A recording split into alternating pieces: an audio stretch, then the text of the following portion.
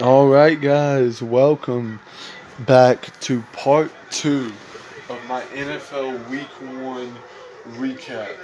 And what a game these four were.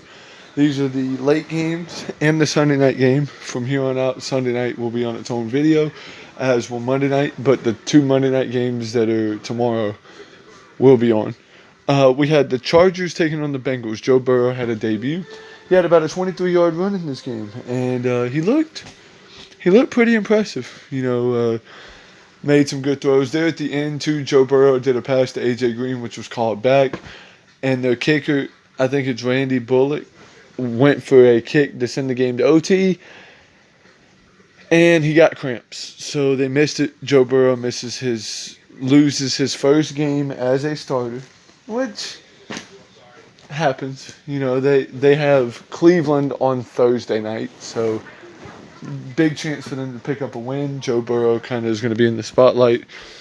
Tyrod Taylor looked decent. I'm ready to see how Justin Herbert plays, though.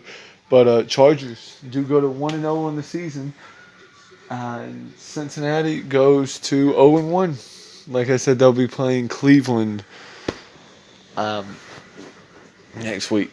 Burrow, for his NFL debut, he didn't impress, but he didn't blow it either. Like, other than outside of that run, Burrow made the throws he was supposed to make. He showed a lot of promise, and I think for Cincinnati fans, that's all you want to see. You want to see him show a lot of promise, and I do see nothing but big things in Joe Burrow's future. I think that he's very underrated. He looked good, like I said, in this game, and if he continues to make those throws that he's going to make, same thing with Tyrod. Tyrod Taylor's a quarterback who's always gotten kind of a bad rep, but if he does start to mess up, Herbert is going to gladly come in and take his job. I mean, this is a competitive NFL league. So, yeah. Speaking of quarterbacks, let's get to the second game on the docket. Kyler Murray and the Arizona Cardinals beat Jimmy Garoppolo and the San Francisco 49ers. This was a bit of a shock to me. I picked the 49ers to win, but I was not surprised that Arizona did win. Niners were driving. Niners were up in this game 20-17. Cardinals came back and won. Niners looked like they were going to come back. But with DeAndre Hopkins, this Cardinals team is going to be dangerous. I'm telling you, this is a Cardinals team that you need to look out for. Because with the acquisition of DeAndre Hopkins, on top of having Larry Legend and having Kyler Murray, who I could just tell in this game, I know we still got a whole season to go, looked like he had improved a whole lot from year one, so him being in year two works good, as well as Cliff Kingsbury. He's working on kind of that air raid offense. 49ers didn't really look like they were having a Super Bowl hangover. They were in this game most of the time. I guess as the season goes on, we'll see if they really did have a hangover or not. I don't think they did. I don't think it's anything for them to worry about. Niners start out the year 0-1. Cardinals start out 1-0, and that was big. These division games in Week 1 are big. This is a big game for them to get. Big ups to the Arizona Cardinals for picking up a tremendous win over the 49ers. Like I said, 49ers played tough. But in the end, it was Kyler Murray, his small stature, DeAndre Hopkins, Larry Fitzgerald, the rest of that Arizona Cardinals secondary. The defense did play pretty good. Bosa played good for the Niners. George Kittle. This is one of those games that was back and forth. Somebody had to win, somebody had to lose. And Arizona was ahead when the scoreboard, when the game was over. Arizona was ahead on the scoreboard. So therefore, Arizona took the W. I think Arizona's got a good chance of winning next week. I don't know who they face off the top of my head.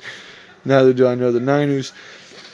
But hey, it was a pretty close game. A game that wasn't close, which I was surprised about, was the Buccaneers and Saints.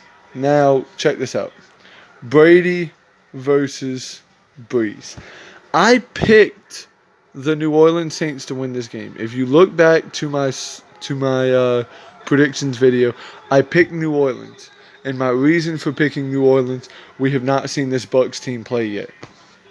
The Bucs haven't really been able to get in that mojo. And I had somebody tell me after the game, it looked as if Tom Brady's a system quarterback because the Patriots won and the Bucs lost.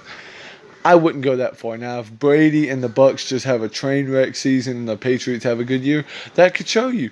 I've always felt like it was always Bill Belichick, and if Belichick would have had Rodgers or Peyton or somebody else, he'd have had way more Super Bowls and way more opportunities.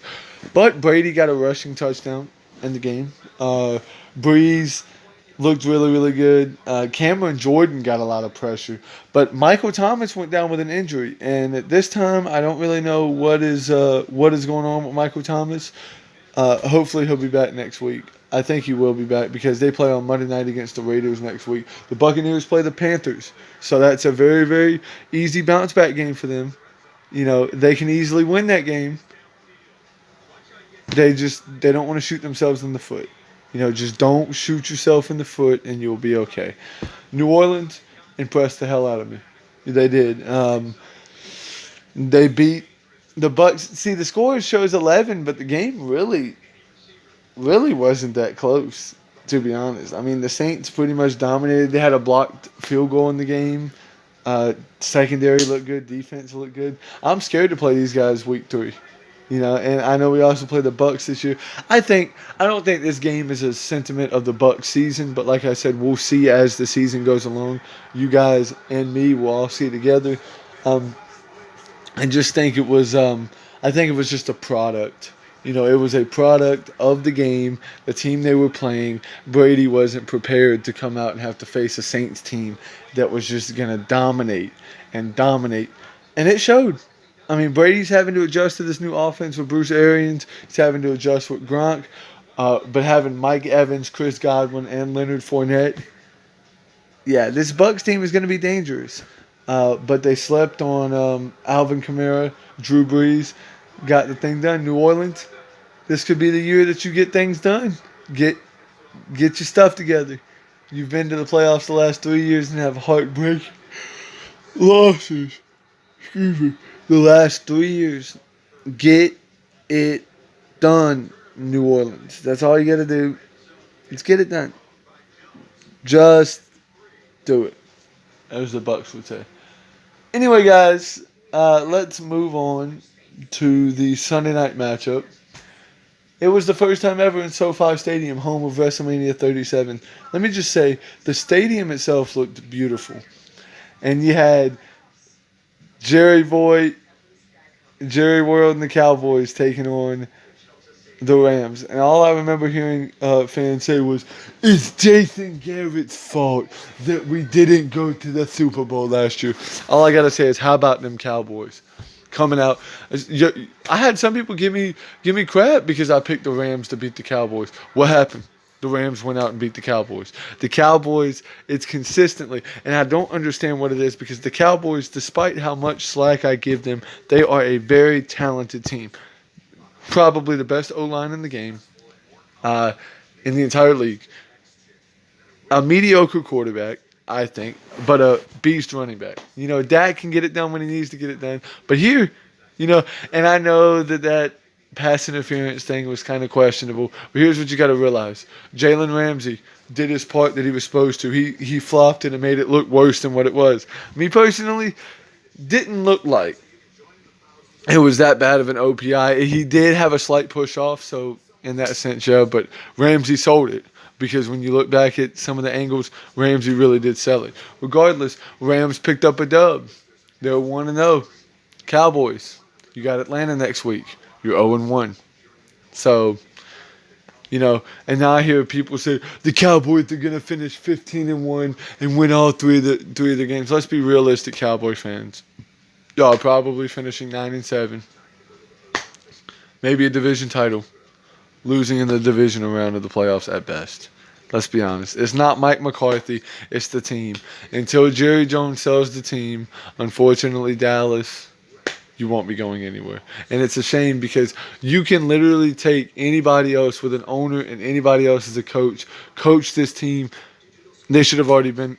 They should have already won the Super Bowl. Regardless, guys, hope you guys enjoyed the video. I'll be back tomorrow night with more Monday Night Football or whenever you see it. Anyway, hope y'all enjoyed the video. Your boy Killer Cam is out.